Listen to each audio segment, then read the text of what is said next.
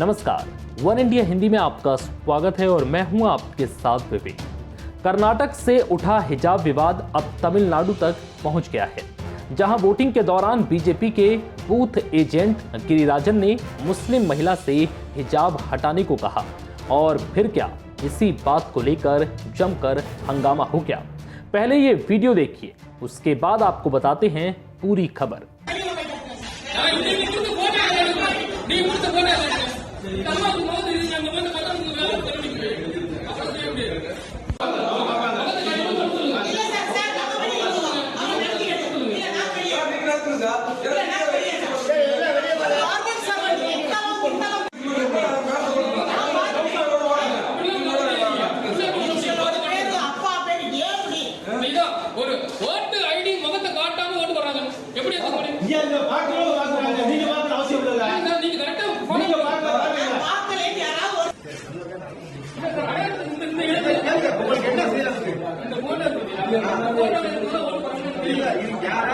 दरअसल आज तमिलनाडु के शहरी स्थानीय निकाय चुनाव के लिए वोट डाले गए। इस दौरान मदुरै के मैलूर में स्थित अल अमीन स्कूल मतदान केंद्र में हंगामे की खबर सामने आई, जहां एक बीजेपी बूथ एजेंट ने मतदान करने आई मुस्लिम महिला से हिजाब हटाने की मांग कर दी, जिसके बाद बूथ पर हंगामा शुरू हो गया। विरोधी पार्टियों ने बीजेपी के बूथ एजेंट गिरिराजन को बूथ से हटाने की मांग की।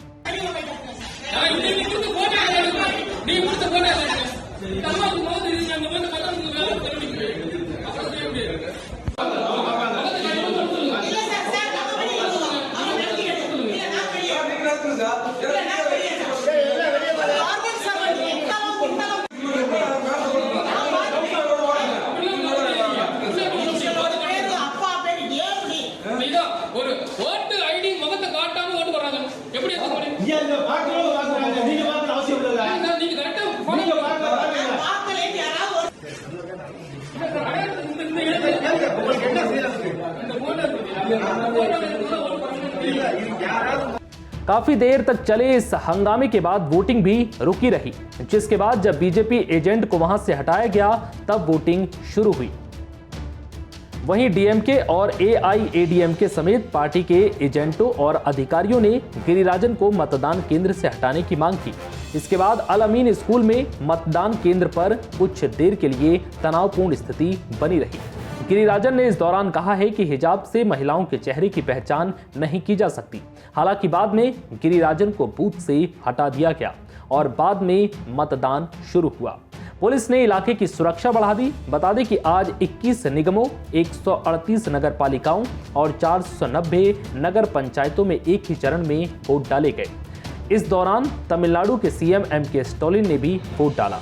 इस बार 12,607 सीटों पर करीब 57,778 उम्मीदवार चुनाव मैदान में हैं।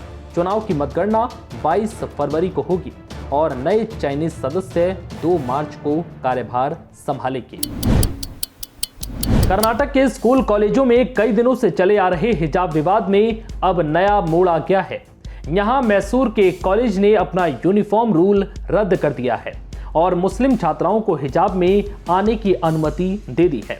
कर्नाटक में हिजाब विवाद के बीच ये पहला मामला है जहां किसी स्कूल ने हिजाब पहनने की इजाजत दी है और इस तरह से ऐसा करने वाला ये राज्य का पहला स्कूल बन गया है।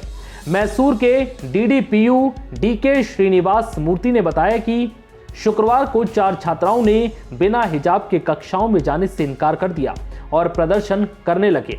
कुछ संगठनों ने उन्हें समर्थन भी दिया, जिसके बाद श्रीनिवास मूर्ति ने कॉलेज का दौरा किया और सभी से चर्चा की।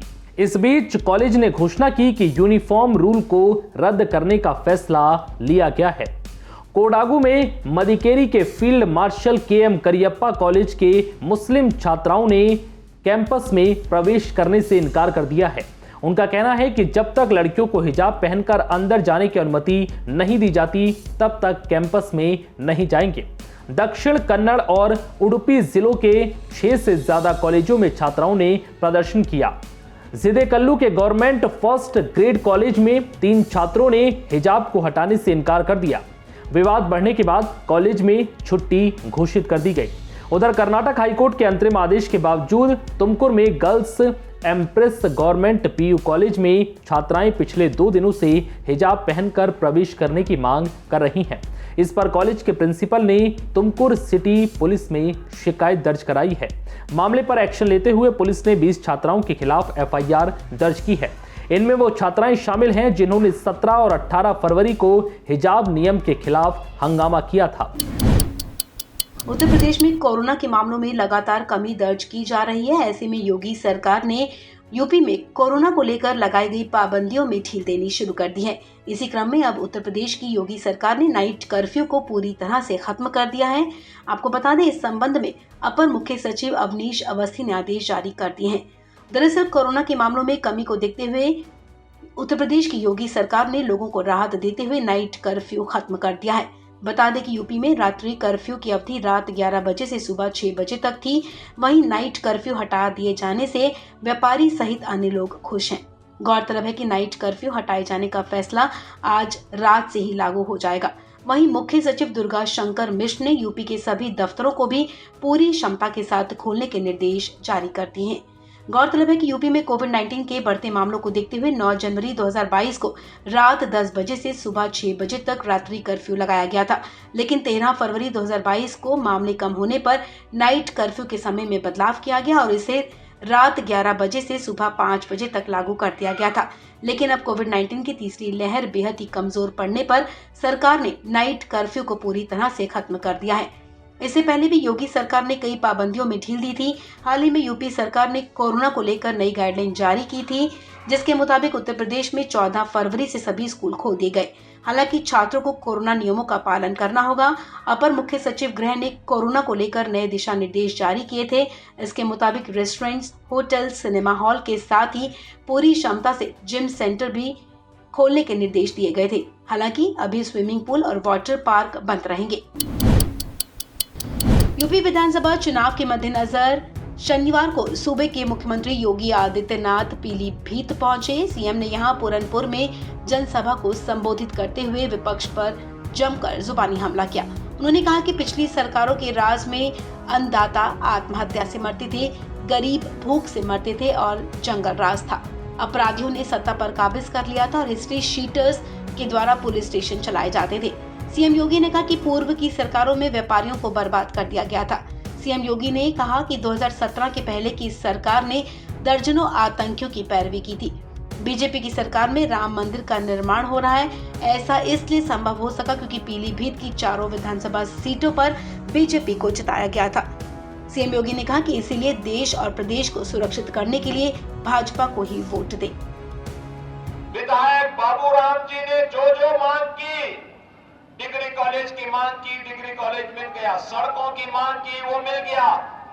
और अगर उन्होंने मांग की कि रामलीला मैदान में अवैध अतिक्रमण है, इसको हटाया जाना चाहिए, तो उस अतिक्रमण को भी हम लोगों ने हटा करके इतना शानदार रामलीला मैदान आपको दे दिया है कि अब रामलीला ही नहीं, हर प्रकार के धार्मिक और सार्वजनिक कार्यक्रम, मांगलिक कार्यक्रम इस रामलीला मैदान में करेंगे।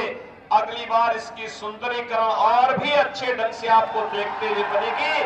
ये कहने के लिए आज मैं आपके पास आया हूं। पिछली सरकारों में भाइयों बहनों,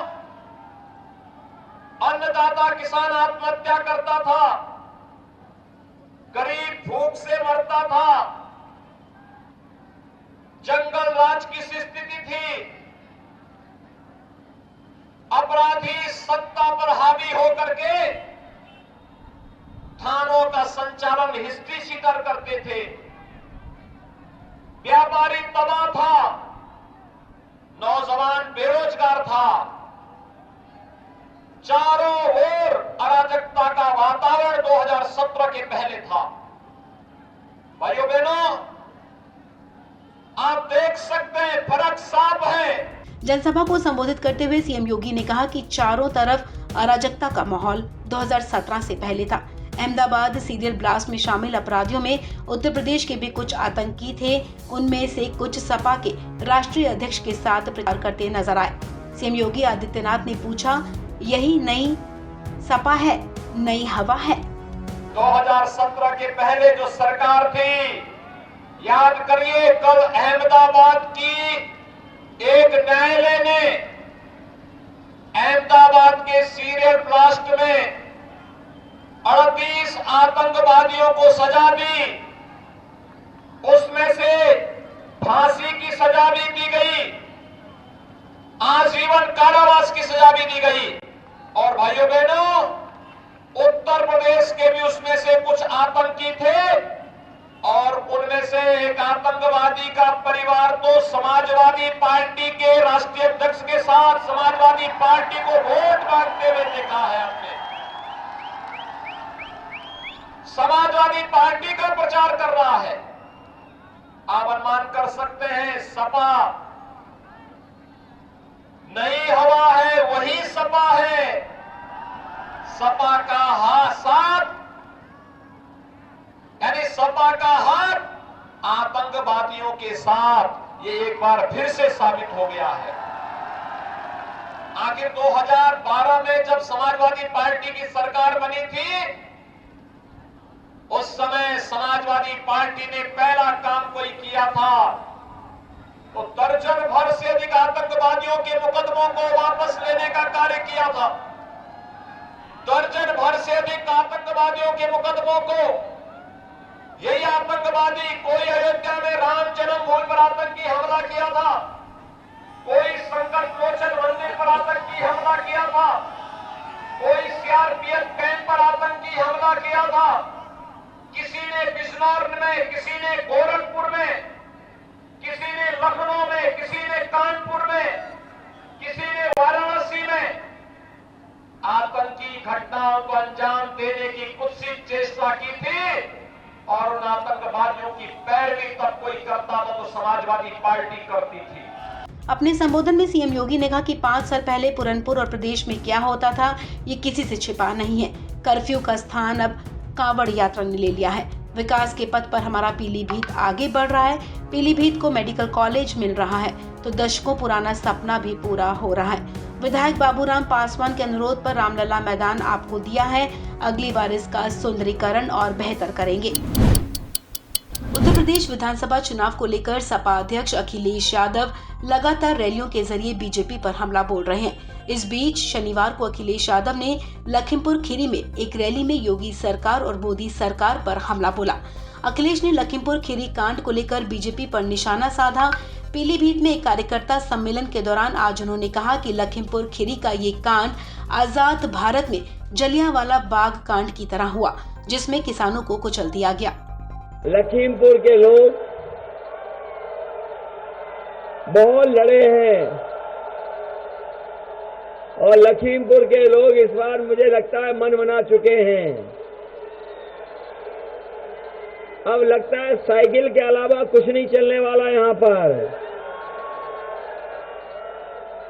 बताओ बीजेपी को साफ करोगे कि नहीं करोगे? हमारे मंच पर तेजिंदर बिर्ग भी हैं और उनके बहुत सारे सहयोगी साथी भी आए होंगे। ऐसे एक घटना शायद ही देश में कहीं हुई हो और दुनिया का इतिहास उठा करके देख लें, कहीं भी अन्नदाता के साथ ऐसा व्यवहार नहीं हुआ होगा। बताओ कहीं भी मंत्री पुत्र ने जीत से किसानों को कुचला है क्या? ये लखीमपुर में घटना तेजिंदर बिर्ग हैं जो उस आंदोलन में थे, उनके कई साथी यहाँ आए होंगे, वो आंदोलन में थे। इनका शांतिपूर्ण ढंग से आंदोलन चल रहा था, लेकिन जिस तरह की घटना हुई है कि जहां पर जीत से किसानों को कुचल दिया गया हो, किसानों की जान चली गई, ये आजाद भारत में जलियांवाला बाग को याद दिला रही है घटना। इस बार किसान इन्हें माफ करने वाला नहीं है। इस बार किसान इन्हें माफ नहीं करेगा। बताओ किसान भाइयों, माफ तो नहीं करोगे? और जो इन्होंने पाप किया है इसकी सजा भी जनता ही देगी। जमानत मिल गई है, ये लोग जो जमानत ले लिए हैं, जमानत मिल गई जिन्हें, लेकिन अभी जनता की अदालत में इन्हें जमानत नहीं मिली है। और ये जब वोट पड़ेगा जनता का, किसानों का, नौजवानों का, तो न केवल लखीमपुर बल्कि आने वाला चुनाव जो और चरणों का है, सब जगह भारतीय जनता पार्टी की जमानत जब्त होने वाली है। बताओ लखीमपुर के किसान भाइयों, जमानत जब्त कराओगे कि नहीं कराओगे? कोई सोच सकता था कि ऐसी घटना हो जाएगी? याद रखें भारतीय जनता पार्टी के लोग, ये जमानत इसलिए जल्दी जल्दी करवा रहे हैं क्योंकि इन्हें भी पता लग गया कि सरकार बदलने वाली है और सरकार बनेगी तो पैरवी भी ढंग से होगी। और पैरवी के साथ साथ जिन लोगों ने ऐसे अपराधियों को पालन पोषण किया है, उन्हें भी सजा दिलाने का काम समाजवादी सरकार में होगा।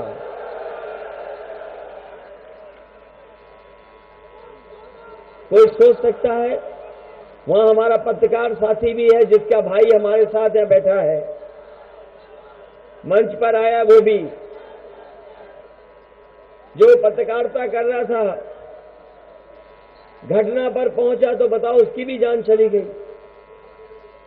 अगर जान जाने का और इतनी बड़ी घटना का कोई दोषी है तो वही मंत्री पुत्र है जिनकी वजह से इतने लोगों की जान गई।